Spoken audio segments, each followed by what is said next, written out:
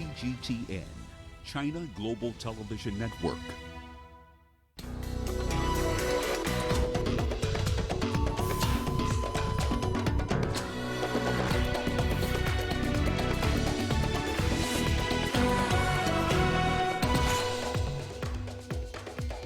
The Prime Minister of Libya's UN-recognized administration holds talks with the Turkish president in Istanbul ahead of critical peace talks.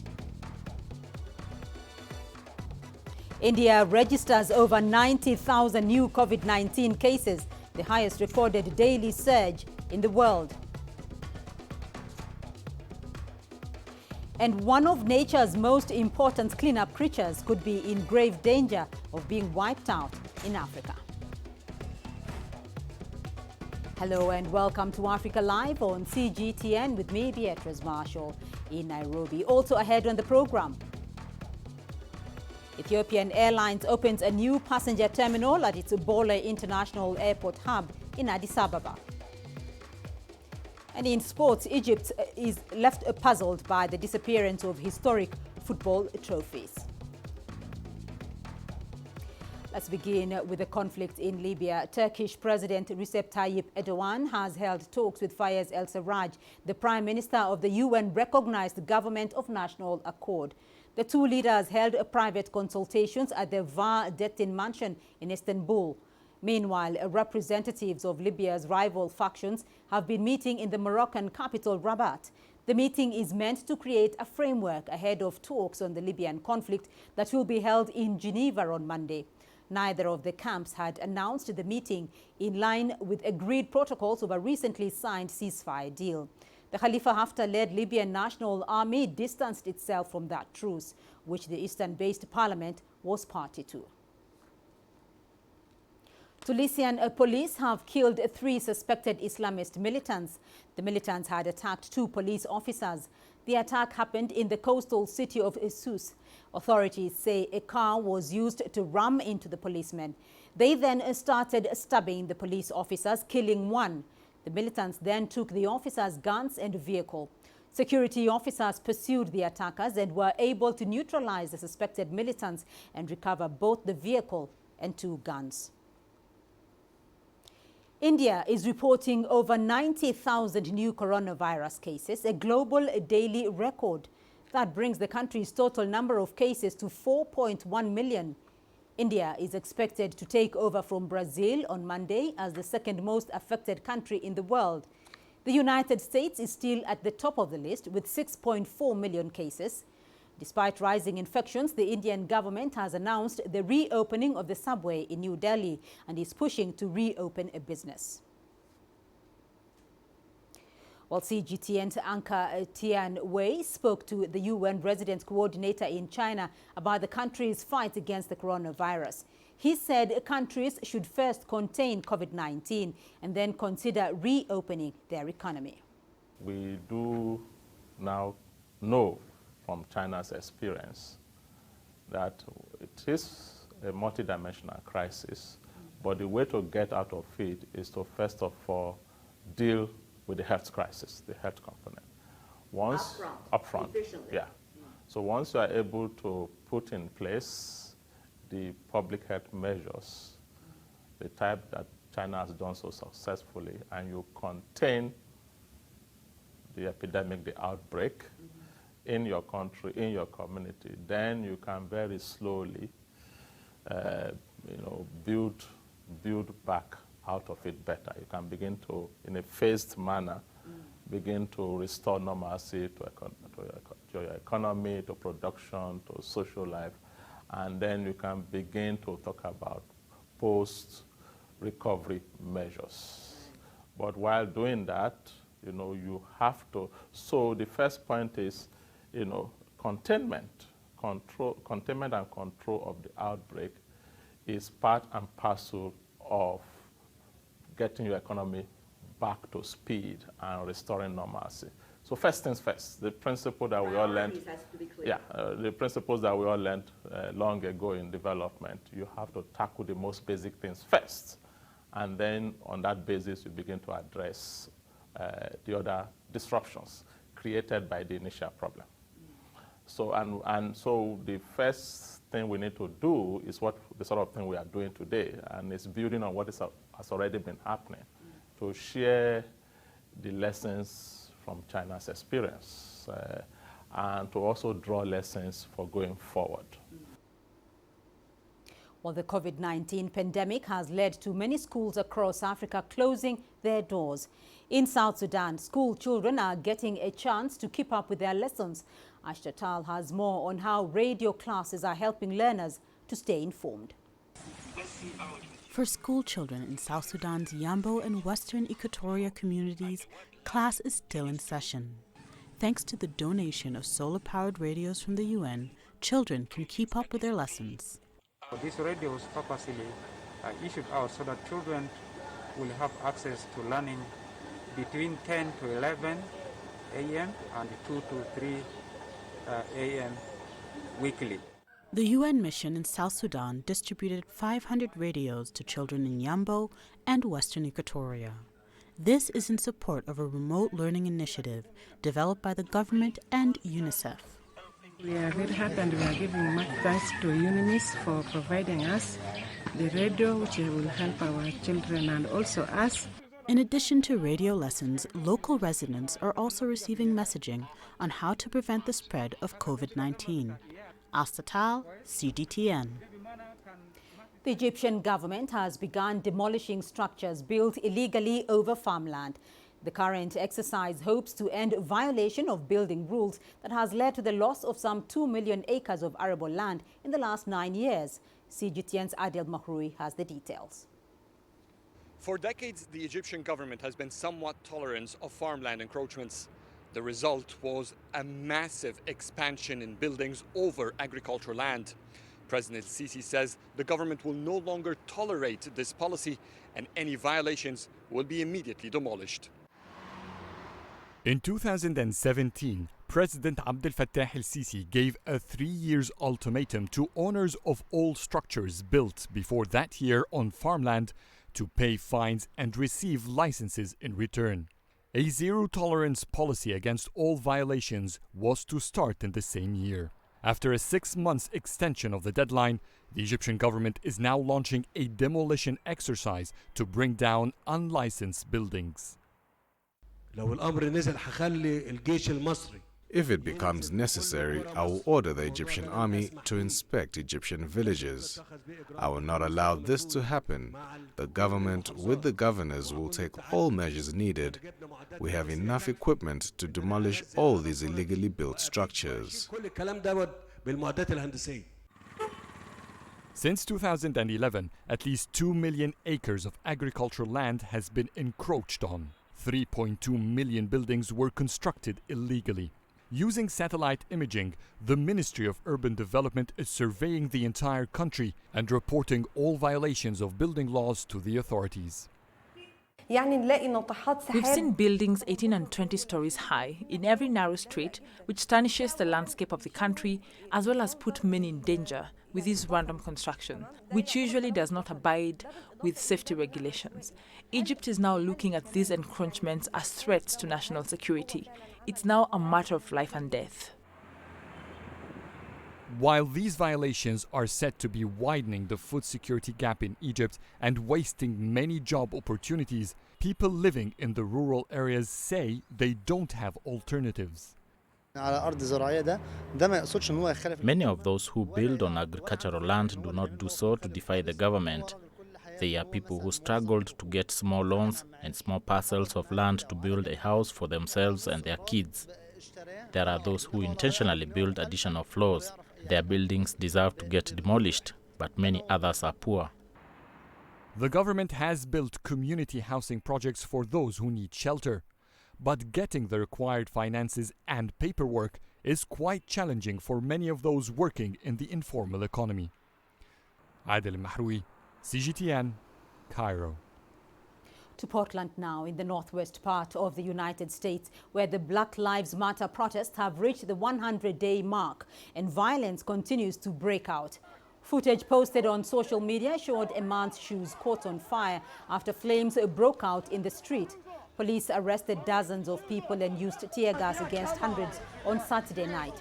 The rally was declared a riot after protesters hurled Molotov cocktails at police and sparked a large fire. Police responded with a barrage of tear gas to disperse the crowd. At least one person was injured. We're watching Africa Live, still ahead on the program.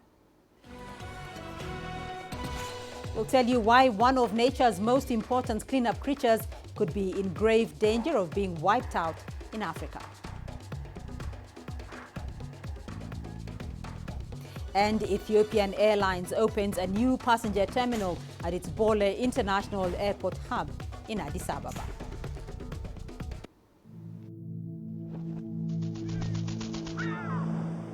How will your world change today? What happens here? What happens there? Or what you make happen for yourself? If it matters to you, it matters to us too. Your stories are the stories that need to be told. Africa Live. Find your voice.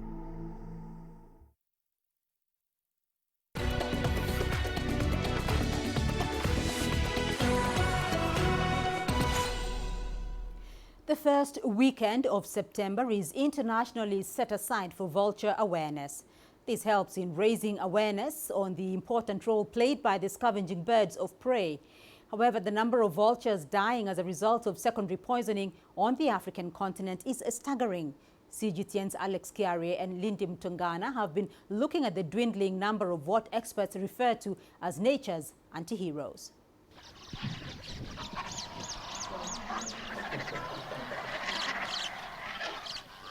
It's rare to see them soaring through the skies these days, but thanks to their trademark features, they are unmistakable.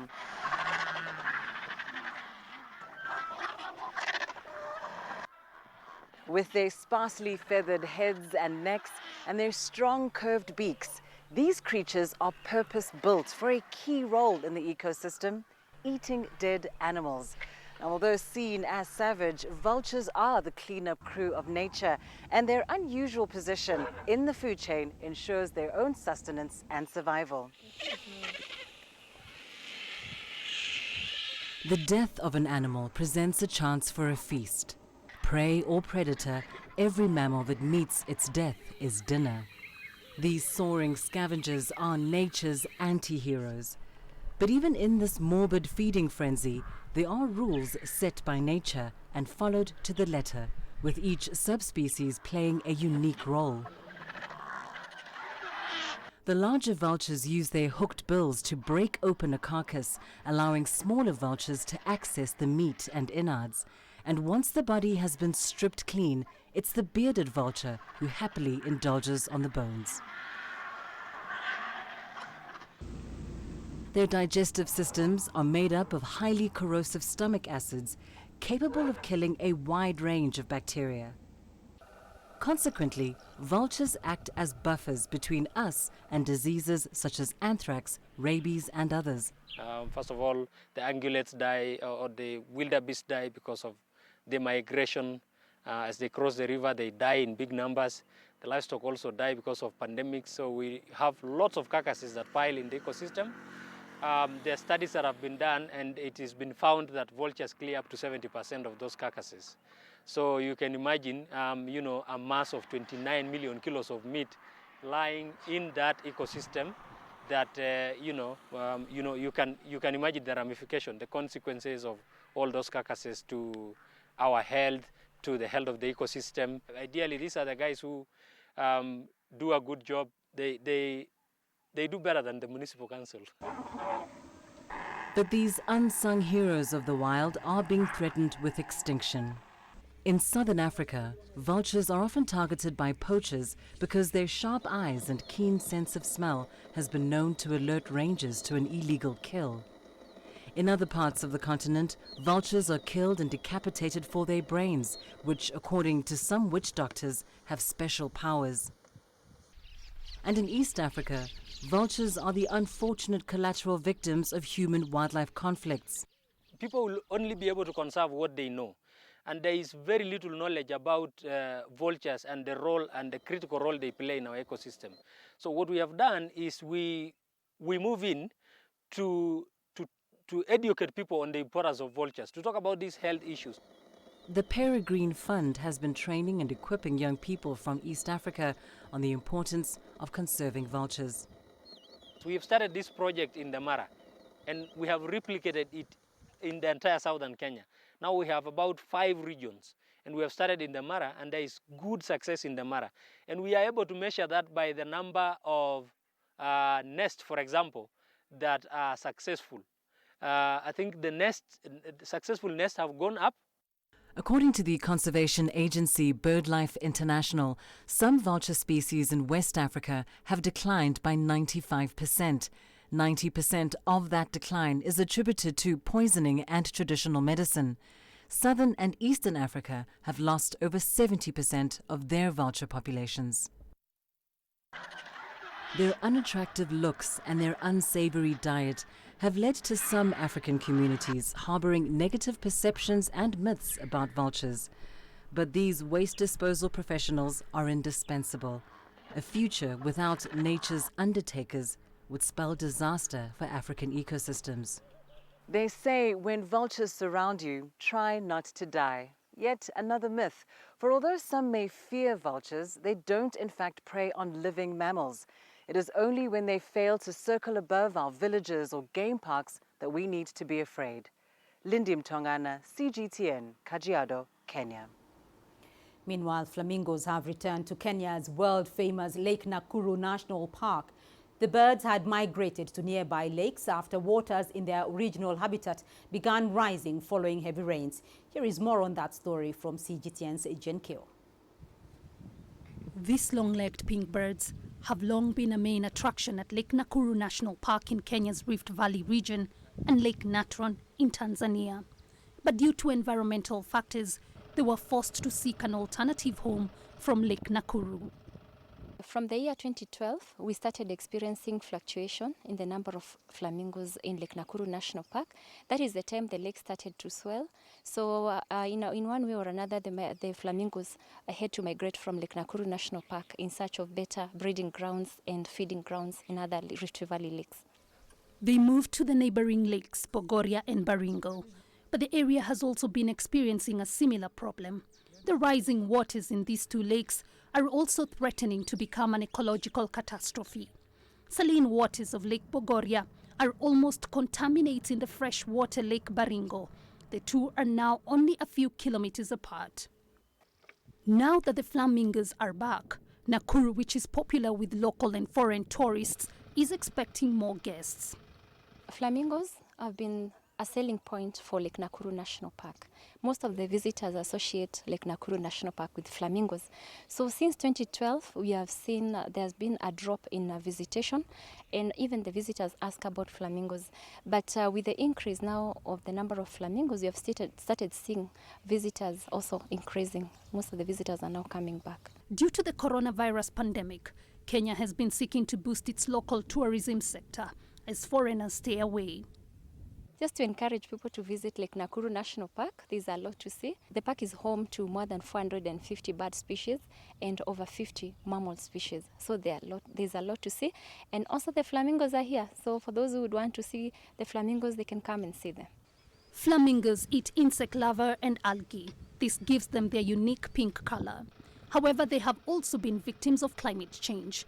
Cycles of dry seasons and heavy rains have seen water levels in Lake Nakuru recede and increase at alarming levels. Jane Keo, CGTN. Ethiopian Airlines has opened a new passenger terminal at its hub in Bole International Airport in Addis Ababa. Authorities say the station has a capacity of 22 million passengers. Girum Chala brings us that report. This is it. The state-of-the-art new Ethiopian Airlines passenger terminal, and it's a result of 3 years of expansion work. Ethiopian Airlines says this modern terminal with a capacity of serving 22 million passengers per annum answers many customers' questions, including comfort and convenience. This is achieved through the increased area of some 16,000 area for Terminal 1, 86,000 square meters of space for Terminal 2, and a brand new VIP terminal with about 6,000 square meters of space. The new Ethiopian Airlines airport also aims to boost passenger confidence amid the uncertainty caused by the COVID-19 pandemic. And so, biosafety and biosecurity features have been highly emphasized in the airport's daily operations. The airport is now regularly cleaned and disinfected. We have installed very recent and latest thermal scanners to control temperature of passengers, and also we have sanitizers at almost every corner, so that passengers will feel a little bit comfortable to clean up themselves. Passengers who are among the first to access the new terminal already recognize the value it will add in their travel experience. There were a lot of places to think about where to go. You need to ask someone to show you the correct directions. But it pretty looks organized with all the demarcations and the blue lines. So you see where the migration is, where the check-in is, and then you just follow. I think it is a really good one. It looks fantastic. Services are good, quite impressive. And I look forward to continue using Ethiopian Airlines. Analysts say that the commissioning of this modern airport will boost passenger numbers and enhance service delivery of Ethiopian Airlines. Ethiopian Airlines has paid $300 million to see the completion of its newest airport. And through building more state-of-the-art airports across the country, ET wants to grow even bigger and widen its flight destinations too. Ethiopia's flag carrier is the #1 airline in the African continent and one of the front-runner airlines of the world. Group Jala CGTN, Addis Ababa, Ethiopia. And your sports news coming up next. Here's what's ahead. Egypt is left puzzled by the disappearance of historic football trophies.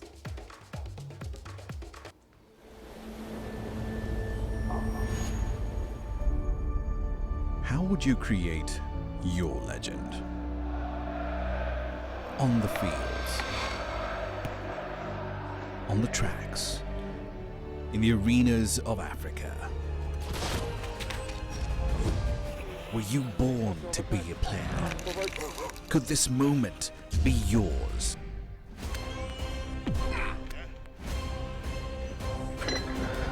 Sports Scene. Find your game.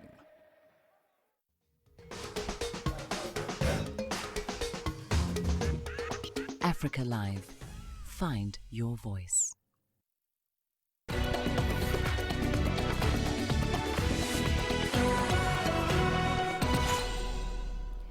The Egyptian Football Association says it is missing a number of trophies won by the Egyptian national team.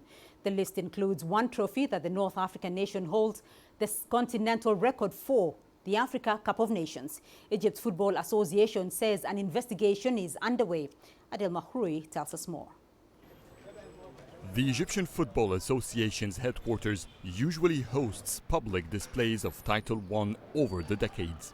Trophies won by the Egyptian national team decorate its entrance for all visitors to witness the Pharaoh's past glories. But as the current interim board was preparing for a new museum-like display, it realized that many trophies were missing. The Egyptian Football Association has launched an investigation into the disappearance of a number of its old trophies it has won over its history. The investigation will also register all other belongings the association currently has. We will look into whether these trophies were lost in the fire that torched the building in 2013. We've also lost many of the association's important documents from the past decades. The 2013 EFA fire was huge. It is possible that the trophies were destroyed in the fire. It is also possible that some have been looted, or some national team players kept some for safekeeping. The problem is that you see chaos at the EFA. There should be registries with all the belongings and a list of what is missing throughout these years. For the EFA to be surprised, that is shocking. The EFA didn't reveal a detailed list of the missing items.